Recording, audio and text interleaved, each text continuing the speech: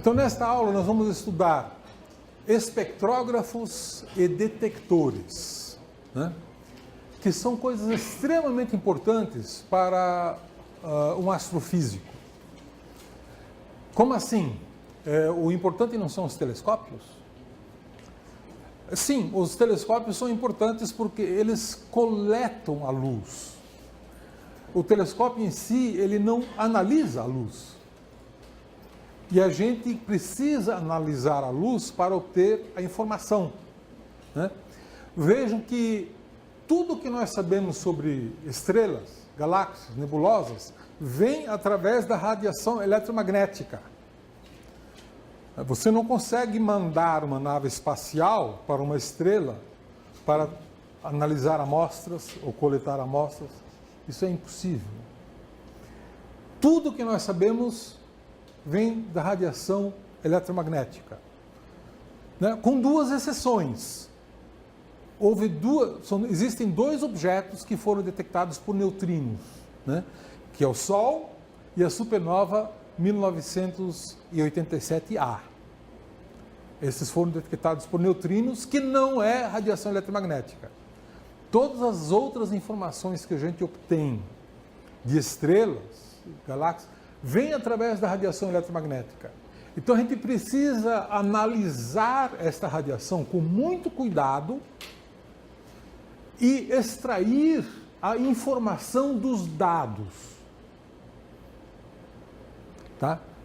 Esta arte de extrair a informação dos dados não é exatamente uma arte, é uma ciência que se chama astrofísica, que é o que une a física com a astronomia, né? E para isso não basta você ter um coletor de fótons, um coletor de luz que coleta a luz. Você precisa ter atrás desse telescópio um equipamento que analisa a luz, né? Por exemplo, quando eu olho para uma flor, os dados da flor são captados pelo meu olho, pela minha vista. Mas a minha vista, o olho, ele não consegue interpretar o que ele está vendo. Quem interpreta é meu cérebro. Certo? É o meu cérebro que diz aquilo é uma flor de cor vermelha. Certo?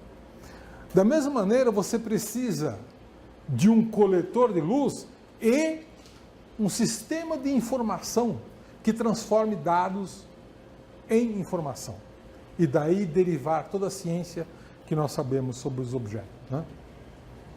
Existem diversos tipos de equipamentos que são usados para analisar a luz dos telescópios. O mais comum, eu diria, são os espectrógrafos, né?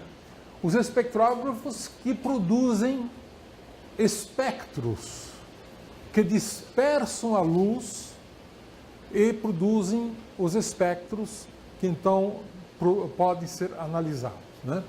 Muitas vezes também um detector simplesmente dentro de uma câmera pode produzir uma imagem. Essa imagem também produz uma informação importante, né?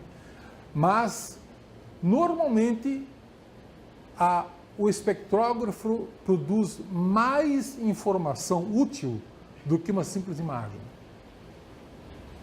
E por isso nós damos tanta importância para o espectrógrafo, para a espectroscopia e para a interpretação dos espectros, né?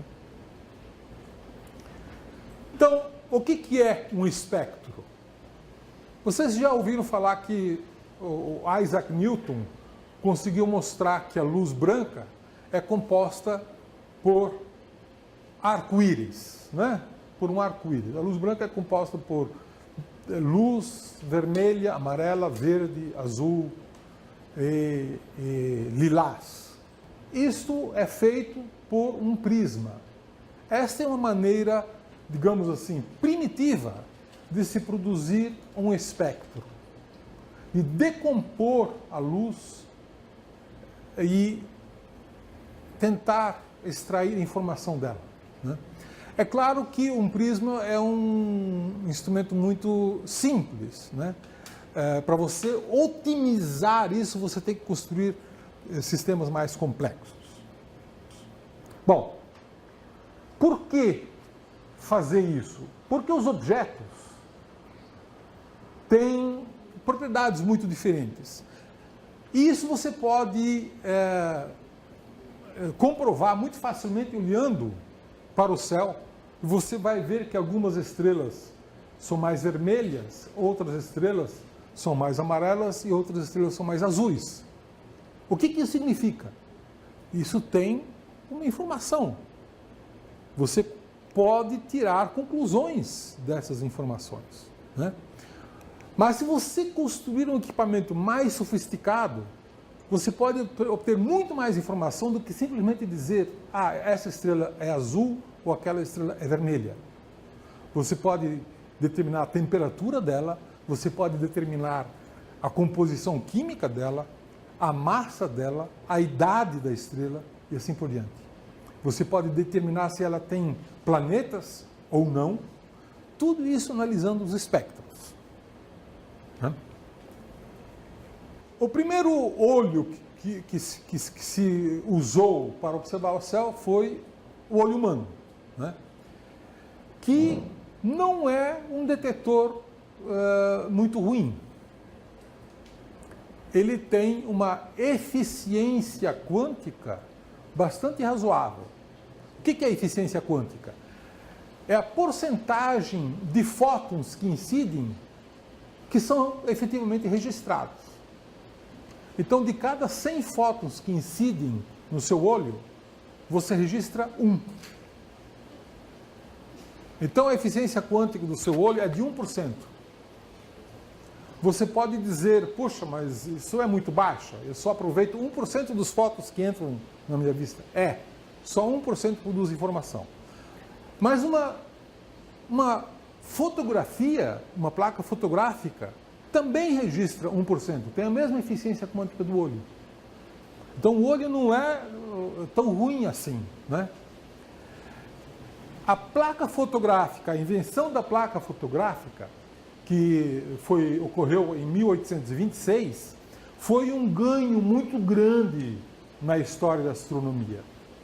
Por que foi um ganho? Não é porque a fotografia é mais eficiente no registro da luz. A eficiência da fotografia é igual à eficiência do olho, é 1%. Né? Mas por que a fotografia foi importante? Porque o olho, ele integra a luz durante uma fração de segundos. E na fotografia você pode expor uma chapa fotográfica no telescópio por horas. E se quiser, uma noite inteira. E com isso, observar objetos muito mais fracos do que seria possível usando apenas o olho humano no telescópio. Tá certo? Porque até 1826, o único detector que se conhecia era o olho humano. Né? E foram feitas muitas descobertas extremamente importantes.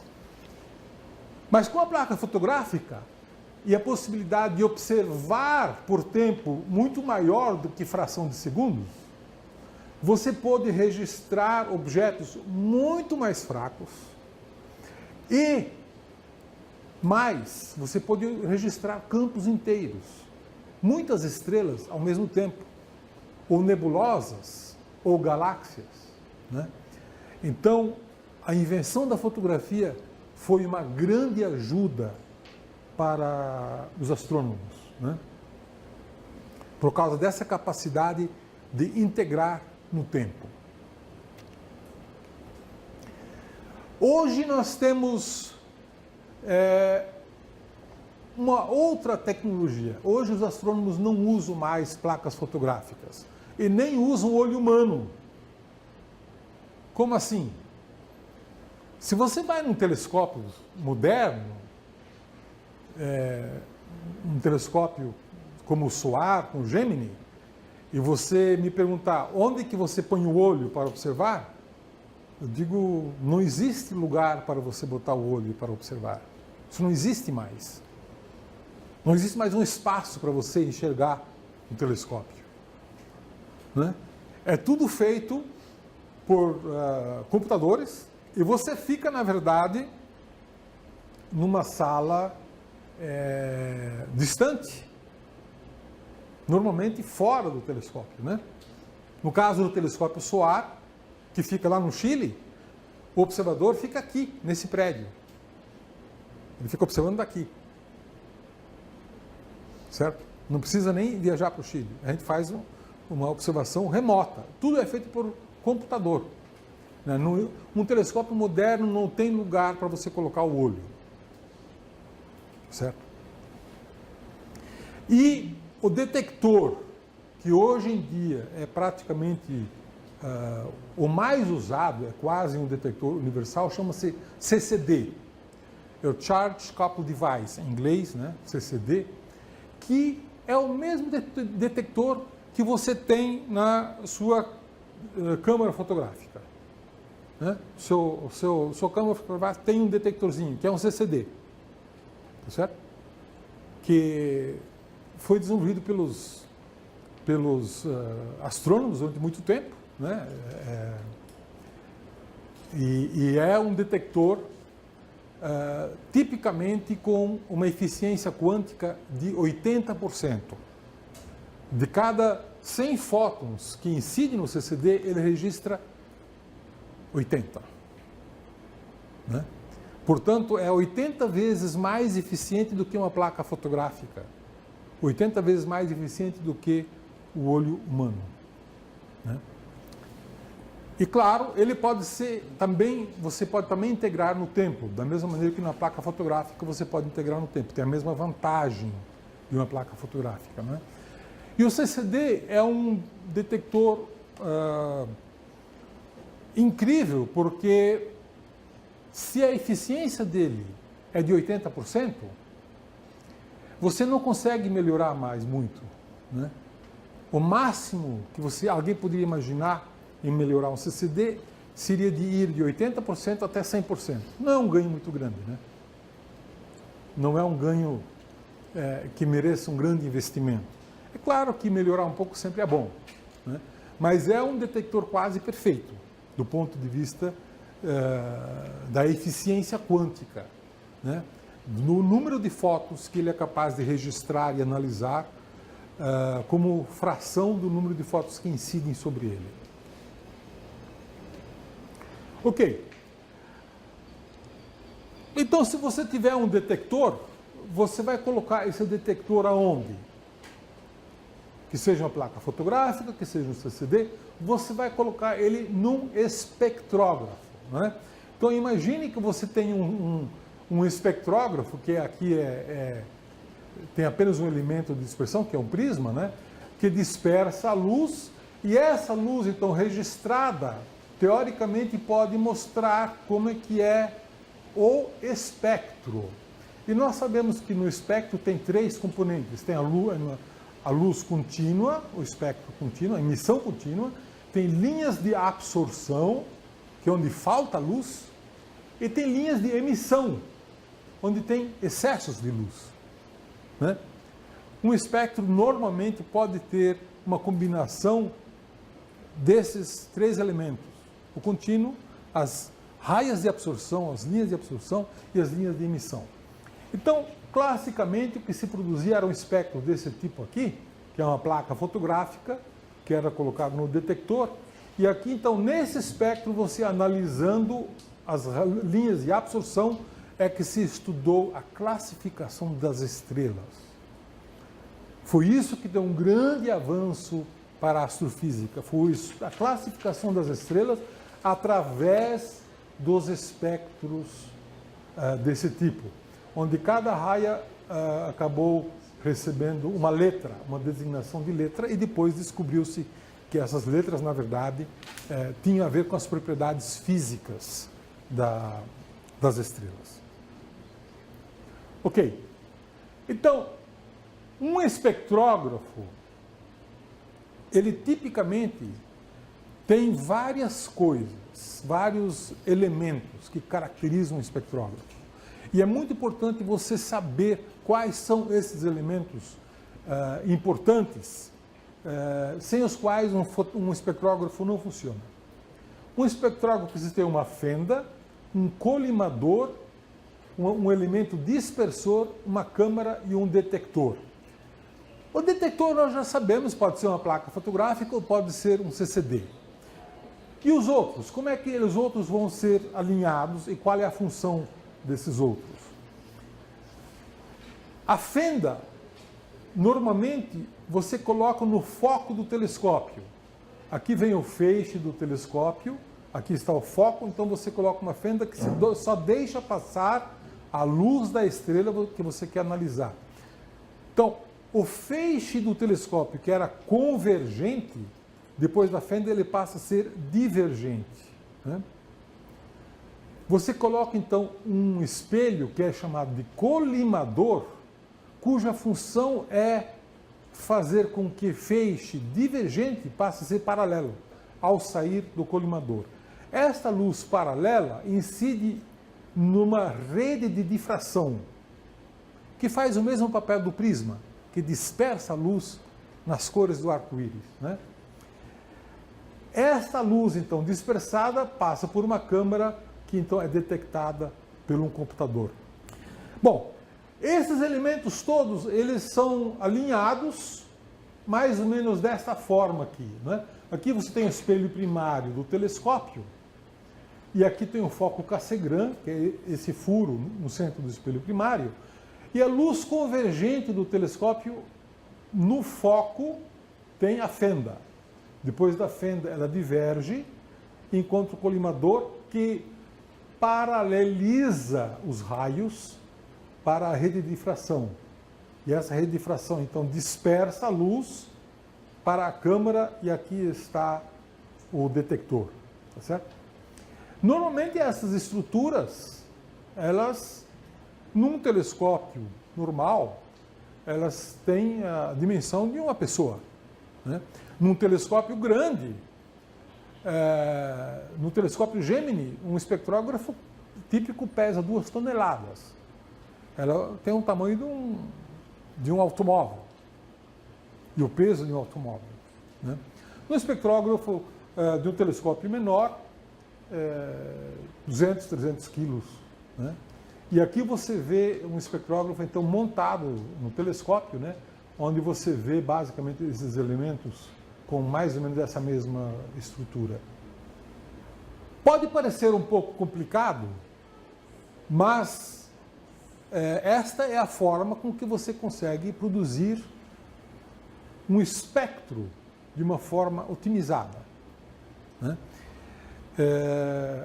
Existem muitos detalhes, eventualmente, que podem melhorar a performance de um espectrógrafo em função daquilo que você quer otimizar nele, né? Mas os elementos básicos estão todos aí. Então aqui você tem agora o espectro que sai do computador, né? O que é um espectro que sai do computador? É um gráfico que mede a intensidade em função do comprimento de onda. Aqui você tem o comprimento de onda em angstroms, né, que é uma forma de medir o comprimento de onda, e aqui a intensidade, mais intenso, menos intenso. Então aqui você pode ver como seria registrado numa placa fotográfica, né, mas num computador nós temos formas de digitalizar isso. Então você vê uma emissão de um contínuo, você vê linhas de emissão, né, uma linha de emissão larga, uma linha de emissão estreita, outras linhas de emissão, e linhas de absorção larga, linhas de absorção estreitas, né?